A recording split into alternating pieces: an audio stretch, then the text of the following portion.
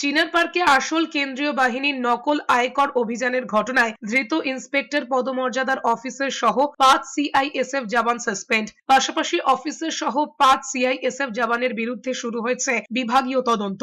ধৃত CISF inspector Amit Kumar Singh এর posting ছিল ফারাক্কা ব্যারেজে, সেখান থেকেই তাকে গ্রেফতার করা হয়েছে। অভিযোগকারিনীর সৎ মা আরতি সিংকেও গ্রেফতার করেছে পুলিশ। আরতির সঙ্গে সিআইএসএফ এর যোগসূত্র কি, লুঠের মাস্টার মাইন্ড কে, কিভাবে গোটা পরিকল্পনা, ধৃতদের জেরা করে এসব তথ্য পেতে চাইছে পুলিশ। জানা গিয়েছে 18ই মার্চ চিনার পার্কের প্রমোটার এসকে সিং এর বাড়িতে আয়কর আধিকারিক সেজে রাত 2টোর সময় হানা দেয় সিআইএসএফ আধিকারিক কনস্টেবলরা। তাদের মধ্যে একজন লেডি কনস্টেবল ছিলেন বলে অভিযোগ। প্রথমে বাড়ির দরজায় বেল বাজান তারা, এক মহিলা দরজা খোলেন। সিআইএসএফ আধিকারিক বাড়িতে ঢুকে পড়েন।